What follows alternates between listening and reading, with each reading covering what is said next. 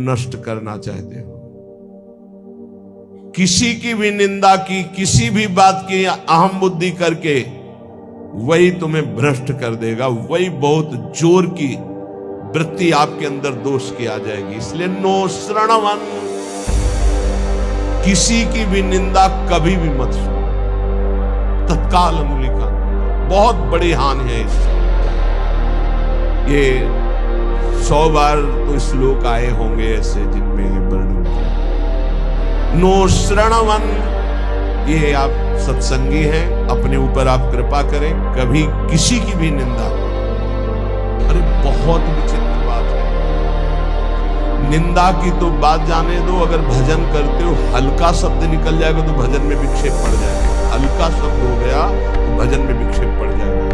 ये हम देखते हैं, शब्द में त्रुटि हो गई तो भजन में फिर ये लोग जो बड़े बड़े अपराध करते हैं, भगवान जाने इनकी क्या गति है, कैसा इनका हृदय है कि ये मुस्कुरा रहे हैं अपराध करके। हल्का वचन निकल जाए जो सम्मान पूर्वक है लेकिन उनके यथायोग्य नहीं है, तो उसमें भजन में अंतर पड़ जाए। नो श्रणवन, एकदम आदेश कर रहे हैं, किसी की कहीं भी निंदा है जो कान में हो। इसीलिए जीवन भर एक सूत्र रहा है, असंग, किसी से दोस्ती नहीं रही, क्योंकि जब अपनापन होगा तो खड़े होकर बात करेगा, एक की प्रशंसा करेगा, एक की निंदा करेगा। किसी से भी जरा सी प्रियता से बात कर दो फंस गए। सेवक जी महाराज बहुत सावधानी से कह रहे, तब सुख हरिवंश गुण नाम रसना रटत, और बहुवचन अति दुखदानी। तभी सुख है जब हरिवंश के नाम और गुण को ये वाक इंद्री रटती रहे, ये रसेंद्री स्वाद लेती रहे, और कुछ बोले तो दुखदानी, निश्चित दुख में फंस जाओगे। नो श्रणवन, बिल्कुल ये नियम ले लेना चाहिए, किसी की निंदा, और निंदा सुनने में मन बहुत राजी रहता है। अच्छा, और बहुत हर्षित होकर जैसे उसको राजपद मिलने जा रहा हो, ऐसे पूरे एकाग्रता, ऐसा ना वेदांत का सिद्धांत सुनेगा, ना भक्ति का सुनेगा, ना भगवान की महिमा। निंदा हो रही है तो खसक के और नजदीक पहुंच जाए। अच्छा ऐसा हुआ, और आगे क्या, पूरा रसास्वादन उसमें डूबे चले जा रहे हो, ये नहीं पता कि ये हमारे सारे पुण्य नष्ट करके नरक का रास्ता होगा। नो श्रणवन नैव ग्रहणन, सुनाई पड़ गया तो स्वीकार ही नहीं करना चाहिए। नहीं, भगवान जिसको जैसे चला रहे चल रहे, चलाए चल यंत्रारूढ़ान मम माया।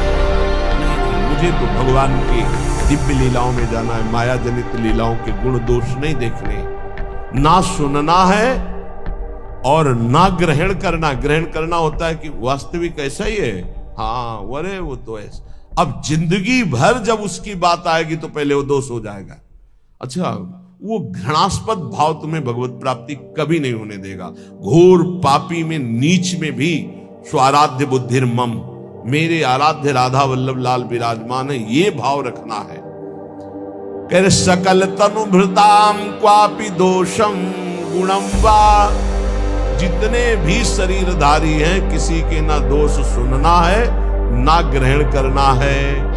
वृंदावनस्थ सत्वान्यखिल गुरुधिया सन्नमन दंड पातई, ऐसे भजन बचता है। ऊपर वाली पंक्ति से भजन बचता है। परदोष दर्शन, परदोष वर्णन, परदोष श्रवण और परदोष चिंतन, इस सर्वनाश कर सर्वनाश। सच्ची माने, किसी का भी उपहास कभी मत करना, कभी निंदा मत करना, कभी निंदा मत सुनना। 100% आप लिख लो, कुछ दिनों में वो आपके ऊपर आ गई। किसी के प्रति भी दोष बहुत बहुत बहुत देखा है, बहुत बार देखा है, इसलिए कभी किसी के दोष न सुने, कभी ऐसा नहीं तो फंस जाएगा। माया भगवती इतनी चतुर है कि जानने में नहीं आता कि मैं फंस रहा हूं, जानने में नहीं आता। और वृंदावन में तो कभी भूलकर किसी के प्रति दोष न करो, क्योंकि लाडली जो ने पसंद किया उसको रखा है। लाडली जो मुझ जैसे नीच को वृंदावन में रखे हैं तो उसको वृंदावन में रखे, तो हमारा अधिकार कैसे हो सकता? जब हम अपने को देखते हैं तो हम बड़े अधिकारी थोड़ी है वृंदावन वास के। हम पर जब कृपा हुई तो उन पर भी कृपा हुई, तो जब उन पर कृपा होगी पूरी तो वो भी महात्मा बन जाएंगे। हम दोष दर्शन क्यों करें? तो वृंदावनस्थ सत्वान्यखिल गुरुधिया सन्नमन दंड पातई। अगर वृंदावन के किसी भी वासी पर दोष दर्शन हो जाए तो प्रणाम दंड पाता है। वो जाने या न जाने दूर से प्रणाम करे, प्रभु मैं आपको पक्का समझ लो, नहीं भजन क्षीण हो जाएगा, भजन नष्ट हो जाएगा। जो त्यक्त्वा शेषाभिमानो, सब अभिमान छोड़कर निरवधि परमा किंचन कृष्ण राधा श्यामा श्याम की आराधना के लिए दैन्य भाव अत्यंत आवश्यक। किसी भी तरह का कोई अभिमान नहीं होना चाहिए। त्यक्त्वा शेषाभिमानो, कोई भी अभिमान शेष नहीं है। रूप का जवानी इन शरीरों का अभिमान, यौवन, बाहुबल बहुत विचित्र है। कुछ भी हो जाए तो जीव का ऐसा गलत स्वभाव पड़ गया, वो अभिमान कर लेता है। हम अपने आप तो बहुत छोटे। भगवान शंकर तांडव कर रहे थे तो दो तालियों से ऐसे बाणासुर ने ताल मिलाई। भगवान शिव प्रसन्न हो गए, कहा शास्त्र भाव हजार भुजा वाला हो, महान बलशाली विक्रम भगवान शिव की कृपा। अब दो भुजाएं तो अगर सही ढंग का स्वास्थ्य हो तो फिर खुजली संभलती नहीं, बल्कि भगवान शिव का कृपा पात्र हजार भुजाएं, जिस पर्वत में मारे चकनाचूर, जाके दिग्गजों को ललकारा, भाग पड़े, कोई उसके सामने नहीं। काफी समय विचरण करने के बाद भगवान शंकर के पास आए, कहा जगत गुरु, आज दूसरी तरह से प्रणाम था। भगवान शंकर ज्ञान शब्द बोले, गुरु खुजली हो रही बोले मतलब? बोले आओ, आप ही आओ, हमारे बल दिया है, हजार हो जाए तो आपसे युद्ध करना। मुस्कुरा दिए। भगवान ने कहा, एक माली भी जिस पौधे को सजाता उसको उजाड़ता है। तुम्हारी भुजाओं की खुजली मैं तो नहीं मिटाऊंगा, लेकिन मेरे समान बलशाली यहाँ पर मिटा दूंगा। जब प्रद्युम्न पुत्र अनिरुद्ध और उषा जी का बड़ा एकांतिक मार्मिक प्रसंग है। उषा जी ने स्वप्न में देखा अनिरुद्ध जी पहली बार, अब वो विकल, ना उनको भोजन अच्छा लगता, ना नींद अच्छी लगती। तो जो उनकी परिचर्या में जो नौ कुमारी थी, आसपास राज सैनिक, वयोवृद्ध या जो स्त्री पुरुष दोनों नहीं, उनको लगाया जाता था। राजकुमारियों के महल की सुरक्षा में वयोवृद्ध, अनुभवी या जो स्त्री पुरुष दोनों नहीं, उनको लगाया जाता था। ऐसी व्यवस्था में उनके पास सखियां सेवा में रहती थी। कभी कभी कोई सूचना मिलने पर बाणासुरा के, अब उषा जी को इस तरह विक्षिप्त देखकर न भोजन न नींद, उनकी एक बहुत प्रिय सखी चित्रलेखा थी, जो बड़ी योगिनी थी, शक्ति संपन्न थी। उसने कहा, सखी, मेरी सखी होते हुए तुम इतना उदास, बोलो ना, कोई ऐसा विषय है जो गुप्त विषय तुम बता नहीं सकती, वही तुम्हें इतना विक्षिप्त कर रहा है। मैं समझ रही हूं कोई विषय तो है। उनका सखी, मुझे 9 कुमार के दर्शन, और अब मैं उसके बिना जी नहीं सकती, पर मैं ये नहीं जानती कि है कौन, कहाँ का है, क्या है। पर स्वप्न में मैंने देखा। उनका स्वप्न में आपने देखा, त्रिभुवन का कोई ऐसा नहीं जिसका मैं चित्र न बना सकता, और तुम्हारे सामने साधारण कोई आ नहीं सकता, क्योंकि साधारण से तुम मोहित नहीं हो सकते। तो मैं असाधारण महापुरुषों के परिवारों का चित्रण करूंगी, तुम केवल इशारा दे देना, मैं योगिनी हूं, अपहरण उसका मैं कर लूंगी। स्वप्न में देखा था अनिरुद्ध जी को। वो बड़े बड़े नागलोक, स्वर्गलोक, सब लोगों के बड़े बड़े जो सुंदर हैं, गंधर्व हैं, देवता हैं, यक्ष हैं, फिर मानव लोक का जय भगवान श्री कृष्ण का चित्र आया, मुस्कुराए, बोले बस कुछ मिलता जुलता ऐसा ये तो नहीं है प्रद्युम्न, बस कहा बिल्कुल नजदीक पहुंच चुकी हूं, मिलता जुलता ही चित्र है बिल्कुल। और जे ही अनिरुद्ध जी का आया सो रो पड़ी, बोले यही मेरे चित्त का अपहरण कर दिया। बोले बहुत बड़ी जगह तुम्हारा स्वप्न का आसक्ति हुई है, पता है द्वारिकाधीश भगवान श्री कृष्ण की सुदर्शन चक्र का रात दिन पहरा रहता है द्वारिका में, किसी का भी प्रवेश नहीं, बहुत महान जगह तुम्हारी आसक्ति हुई, पर मैं अपने प्राण त्याग कर भी सखी तुम्हें मुस्कुराते देखना चाहती, उनका अगर मुस्कुराते देखना चाहती तो उनसे मिलवा दो। स्वप्न में देखा मैं,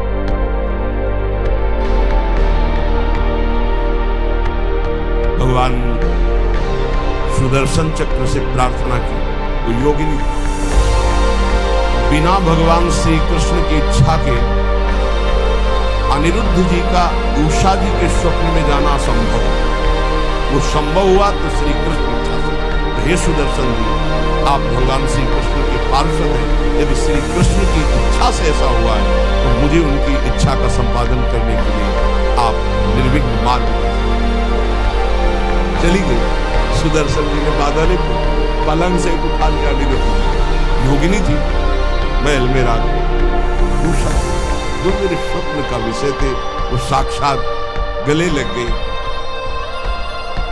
चित्र लिखा जी की, और कहा धन्याति धन्य मुझे जी की जवाब अपना महल नहीं समझाया कि मैं अपहरण करके लाई हूं, ऐसा ऐसा ऐसा। भगवान श्री कृष्ण के पुत्र कामदेव प्रद्युम्न जी और उनके पुत्र अनिरुद्ध जी, ये भगवान ही है। वासुदेव संकर्षण प्रद्युम्न अनिरुद्ध, जैसे राम लक्ष्मण भरत शत्रुघ्न, ऐसे ही वासुदेव संकर्षण प्रद्युम्न अनिरुद्ध, ये भगवान ही चाहे भगवत स्वरूप अनिरुद्ध। अब तो क्या हास्य विनोद, विविध प्रकार की क्रीड़ाएं, जो वयोवृद्ध संरक्षक थे एक बार निकलते हुए उषा जी को बाणासुर को सूचना पहुंचाई, आपकी बेटी के हाव भाव और प्रसन्नता को देखकर लगता है किसी पुरुष का संयोग हो चुका, उनका सबकी गर्दनें उतार दी जाएंगी, बाहर से कौन पुरुष जा सकता है। तो बोले वचन देता हूं इतनी भारी सुरक्षा है कि बाहर से वायु भी बिना अनुकूल हुए हमारे नहीं जा सकती। दैवी शक्तियों का पहरा है। बाणासुर की कुल माता थी जो पूरे नगर की रक्षा करती थी, पर योगिनी चित्रलेखा जी की इस चाल को कोई नहीं जान पाया था। बाणासुर ने कहा ऐसा क्यों, मेरी बेटी को कोई दूषित कर दे मुझ जैसे बलवान के होते हुए, अब उसको कौन रोक। सीधे जो ही गए सो पलंग पे उषा जी और अनिरुद्ध जी पासे खेल रहे थे और सखिया बेटे हास्य विनोद। जेवी अनिरुद्ध जी को देखो, उषा जी ने देखा, अनिरुद्ध जी को सिंहवत बंदी बनाने के लिए लाख कोशिश की, मार मार के सैनिकों को भगवान के स्वरूप है। आखिरकार महाबली बाणासुर अपनी शक्तियों का प्रयोग करके अनिरुद्ध जी को बंदी, देवर्षि नारद पहुंच गए द्वारिका। प्रभु खोज कर रहे थे अनिरुद्ध जी की, उषा जी के महल में बाणासुर ने बंदी बना लिया है। बलराम जी ने सुना, ये जानते हुए कि हमारा वंशज और उसको बंदी बना लिया, शोणितपुर को नष्ट कर दूंगा। बलराम जी द्वारिकाधीश पूरा वैभव, सूचना मिली युद्ध की, तो इधर अपने चेला के साथ भगवान शंकर, बलराम जी के साथ द्वारिकाधीश, आमने सामने युद्ध प्रारंभ। भगवान शंकर पशुपतास्त्र को नारायणास्त्र दिव्यास्त्र, भगवान श्री कृष्ण ने इशारे से कहा कि आप ही का तो रचा हुआ सारा खेल अपने चेला की बुलाओ, उन्हें मिटाने के लिए आपने ही तो हमें बुलावा दिया है। एक बाण मारा भगवान श्री कृष्ण ने, जन्मणास्त्र बाणासुर की भुजाओं, चार रह गए, सब भगवान से बस बोले प्रभु मैं तो आपकी ही आज्ञा का उल्लंघन कर रहा हूं। आवेश में भरे हुए थे। इतने में उनकी कुल माता जो पूरे राष्ट्र की रक्षा करती थी, देवी शक्ति, वो दिगंबर होकर खड़ी हुई। तो भगवान वहां ये लिखा हुआ है कि यदि अचानक किसी माता बहन की किसी अंग पर दृष्टि पड़ जाए तो दोबारा दृष्टि न जाए। अगर किसी दिगंबर माता बहन की शरीर की दृष्टि आप दोबारा की तो सारे सुकृत नष्ट हो जाएंगे। भगवान होते हुए भगवान श्री कृष्ण तत्काल ने फिर लिए और वही युद्ध का समापन हुआ। भगवान शिव जी ने समझाया, उषा और अनिरुद्ध जी का विवाह। ये अहम इतना पुष्ट है कि अपने गुरुदेव से कह रहे हैं कि मेरी भुजाओं की कुछ नहीं बता बड़ा। यहाँ के त्यक्त्वा शेषाभिमानो निर्वधि परमा किंचन कृष्ण राधा। यदि आप अपने भजन को बढ़ाना चाहते हो तो नो श्रवण नई ग्रहण, ना किसी की निंदा सुनो और ना स्वीकार करो कि ये दोषी है। सकल तन मृताम पापि दोषम गुणम वा। पूरी सृष्टि के किसी भी जन के दोष या गुण स्वीकार मत करो। वो स्वामी तुलसीदास बहुत आज तक बचपन से लेकर के आज तक वो एक बार आए थे भक्तमाली जी। उन्होंने कहा मुझे तो ऐसा लगता है कि आपके ब्लड में ही रामायण है, ब्लड में ही गोस्वामी तुलसीदास जी का। मान लीजिए ऐसा ही है क्योंकि जहां जन्म हुआ वहां का वातावरण ही ऐसा है। डीएनए में ही तुलसीदास जी है। सच्ची मानिए कोई प्रसंग नहीं जाएगा जो विनय पत्रिका और रामायण से उसका तात सुनहु माया कृत गुण अरु दोष अनेक गुणया उभय न मानई मानहि सो अविवेक। न गुण न दोष किसी के, सब में भगवत भाव। त्यक्त्या शेषाभिमानो, ये बहुत कठिन है अभिमान का त्याग करना। अभिमान का त्याग करके अकिंचन भाव से यदि राधा कृष्ण श्यामा श्याम की उपासना हो तो बोले प्रेमानंदाश्रु मुंचन। फिर प्रेम आनंद का प्रकाश, प्रेमानंदाश्रु मुंचन, अश्रु मुंचन करते हुए ये भक्ति का प्रसाद है। निवसति सुकृति कोपि वृंदावनांतः। कोई बड़ा भजनानंदी महात्मा ही ऐसा जो प्रेम से अप्लावित होकर शुभ प्रवाह करते हुए श्रीधाम वृंदावन वास करे तो फिर उसकी दशा क्या होती है?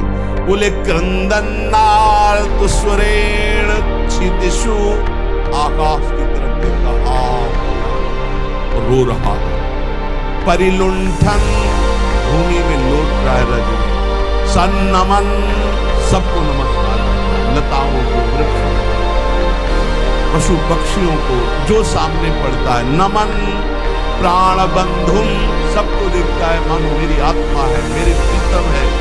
कुर्वन्दन्ते तृणान्या दददनु करुणा दृष्टे काकुकोटि। सबसे कृपा करता मुझे अधम पर कृपा करो, मेरा भजन बन जाए, हम पर श्री जी करुणा करें, मेरा नाम जब चले और रात दिन भजन कर रहे। और काकुवाणी, दैन्यवाणी के द्वारा सबसे बर्ताव।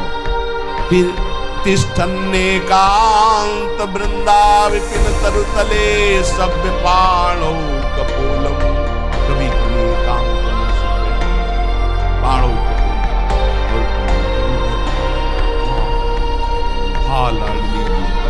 न्यस्याश्रुयेण मुंचन्नयति।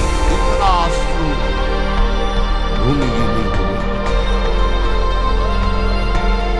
दिन निशाम को भी धन्यो धनन्यः, धन्याति धन्य हो गया वो। रात दिन प्रिया प्रीतम के चिंतन में है, अश्रु प्रवाह करता है। जो उसको देख ले, जो उससे बोल ले, अमोघ निश्चित उसका परम कल्याण।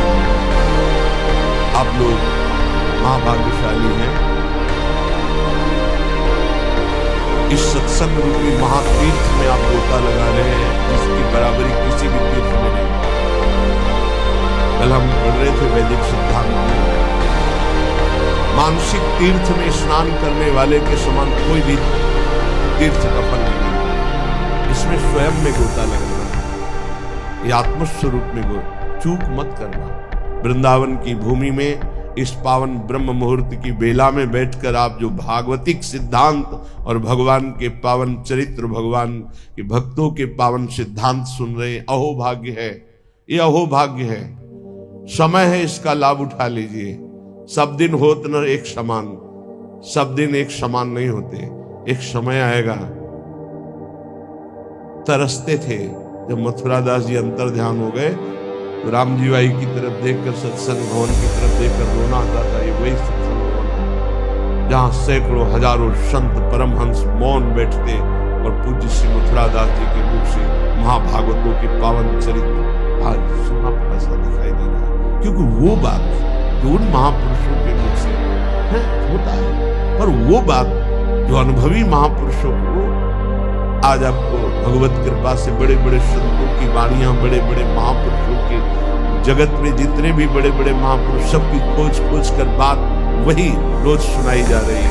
अगर आप उसे पकड़ लेंगे तो महामंगल हो जाएगा। जैसे जमीन में गिरते ही बूंद गंदा हो जाता है, निर्मल आकाश से गिरता है, ऐसे ही माँ के गर्भ से प्रकट होते ही माया का इतना प्रचंड प्रभाव कि जीव जो गर्भ में भगवान से वादा किया था कि बस मुझे एक बार माँ के गर्भ से निकाल दो, मैं ऐसा भजन करूंगा कि दोबारा इस नरक में ना आना। जीव ही पैदा हुआ कि कहां कहां वो ज्ञान चला गया, वो दृष्टि गई भागवती। अब वो माया का ऐसा मोह का प्रभाव पड़ा है, धीरे धीरे ये माँ, ये पिता, ये पुत्र, ये मकान, बस वो घिरता चला गया ममता से। श्रीपाद त्यक्त्वा सर्वान् गृहद्वार सकल गुणालंकृति स्त्री सुतादीन सर्वत्रात्यंत सम्मान नमथ महता सत्कुलाचार धर्मा माता पित्रोर्गुरुणामपि च नहि मनागाग्रहे कोमलात्मा यो याया देव वृंदावन में मखिलै स्तूयते धन्य धन्य। बहुत बार छोड़ चुके माता पिता पुत्र पत्नी परिवार धन संपत्ति, तुम्हें याद भी नहीं है कि इसी सृष्टि में तुम्हारे कोई और है। हमारा नया जन्म हुआ, नया घर, नया मकान, फिर मरोगे, फिर ये कब तक चलता है? नाना प्रकार की चिंताएं, नाना प्रकार के क्लेश, नाना प्रकार का संग्रह परिग्रह, फिर खाली वही पाप को करने का मौका लाते भटकते रहते हैं पूरी सृष्टि में, कभी ये योनि, कभी ये योनि। श्रीपाद अगर मेरी बात समझ सको तो त्यक्त्वा सर्वान्, इसके दो भाव है। एक है पूर्ण निवृत्ति मार्ग स्वीकार करो, और एक है उनमें रहते हुए राग का त्याग करो। राग का त्याग करते हुए घर गृहस्थी में रहने वाला भी सन्यासी ही है, और राग युक्त होकर विरक्त भेष में रहने वाला भी वो सन्यासी नहीं है। राग मुक्त ही सन्यास है। त्यागी किसे कहते हैं? राग मुक्त है। तो त्यक्त्वा सर्वान् गृह द्वार सकल गुणालंकृति स्त्री सुतादि, इनका राग त्याग दो। दो प्रकार से होता है। एक गृहस्थी में रहकर भगवत भाव से समर्पित करके जीना, उसमें नाथ सकल संपदा तुम्हारी, मैं सेवक समेत सुखनारी। और एक अब नहीं सहा जाएगा, अब इस जन्म में भगवत प्राप्ति ही करनी है, इसलिए मैं निवृत्ति मार्ग स्वीकार करता हूं। निवृत्ति मार्ग, मुझे अब कोई इसमें भाव नहीं रखना, मुझे रखना ही नहीं। ब्रह्म सत्यम जगन मिथ्या, मुझे इस मिथ्या में भाव ही नहीं करना। कोई बिरले के अंदर ऐसा तेज लोक धर्मान, नहीं मुझे लोक धर्म स्वीकार करना। तो गृह द्वार सकल गुणालंकृत स्त्री सुतादि त्यक्त्वा सर्वान्। राजकुमार, नवीन पत्नी, नया पुत्र हुआ, और वैराग्य लेकर के महात्मा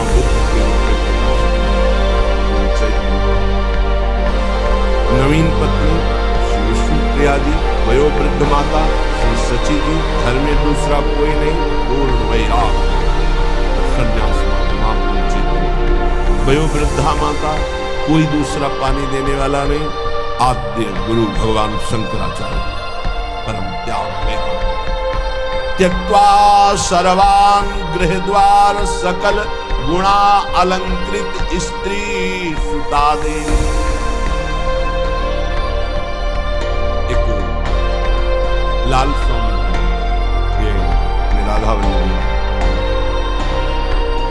जब 7 भावरे फेरने को होता है, अब तो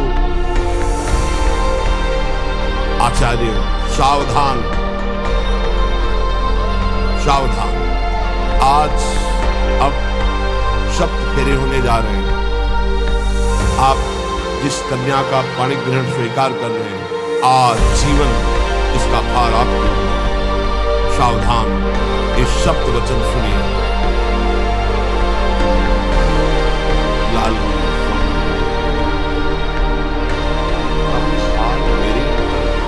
मेरा भार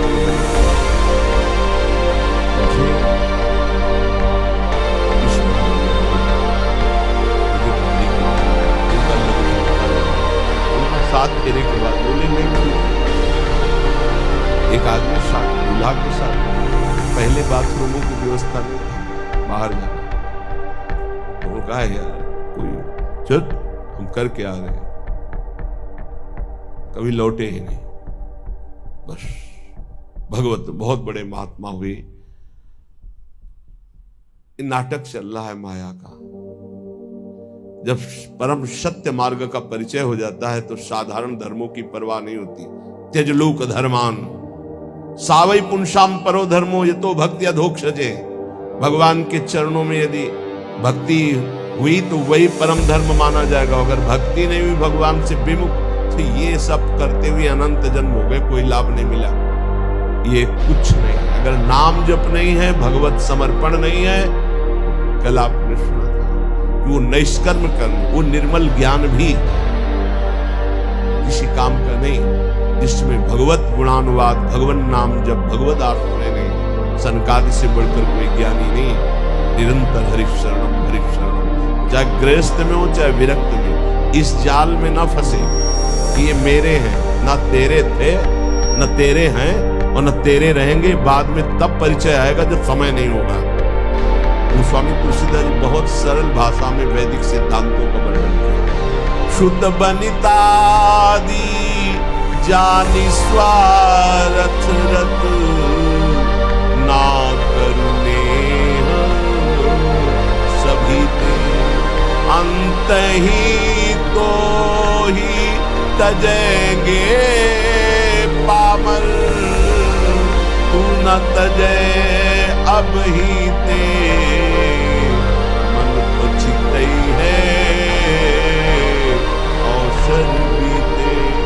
दुर्लभ देह पाए हरि पद भजु, करम बचन अरु जीते, मन पछितई है अवसर बीते। माता पित्रोर गुरुणाम जनहि मनागाग्रही, कोमलात्मा है अपने हृदय को कोमल मत कर। मोह मदिरा का पान करके पूरे जीवन को नष्ट करा देने वाली ये माया अपने आकर्षण में बांधकर तुम्हारा मानव देह नष्ट कर देगी। मत करना कोमल हृदय, वज्र के समान कठोर हृदय कर ले। राग का त्याग कर। अगर गृहस्थी में तो सबको भगवत स्वरूप मानकर शोक और मोह से ऊपर उठने के लिए नाम जप करते हुए जो भी आपके पास ईश्वर है पूरे परिवार की सेवा करते हुए भगवत समर्पण कर दो। राग मत करो। जो है उनकी परवाह नहीं, वो चले गए उनकी चिंता नहीं, बिल्कुल धर्म पूर्वक ईश्वर भाव से और वैराग्य का तो मार्ग ही सिंहवत और निराला है। इसलिए कह रहे सुंदर घर, सुंदर स्त्री, सुंदर पुत्र, संपत्ति, माता पिता, वयोवृद्ध गुरुजन, ये सब भगवत स्वरूप मानकर गृहस्थी में नाम जप करते हुए इनकी सेवा करो मंगल में। अगर ममता में फंस गए, मोह में फंस गए तो पूरा जीवन निपटा देगी माया। न भजन होगा, न साधन होगा, न भगवत प्राप्ति की कोई बात होगी। पूरा इतना कीमती जीवन नष्ट हुआ, फिर मरे। कोई माता पिता पत्नी पुत्र परिवार साथ नहीं, तू फिर अकेला अपने वही मोह जनित पाप कर्म करके फिर नई योनियों में जाएगा, फिर भटकेगा। इसलिए यो याया देव वृंदावन में मखिलई स्तूयते धन्य धन्य। धन्य है जो सर्वस्व का त्याग करके वृंदावन का अखंडवास स्वीकार कर लिया। और धन्य वो भी हो जाएगा जो वृंदावन का आश्रय लेकर सत्संग सुनते हुए भजन प्रारंभ कर दिया गृहस्थी में रहते हुए। अब अपने भजन को कैसे हम बचाएं, कैसे बढ़ाएं, कैसे उसको बचाएं। कृपा से भजन हमारा जो शुरू हुआ तो नोस्त्रणवन नैव गृहणन सकल तनुभृताम क्वापि दोषम गुणम वा। बहुत विचित्र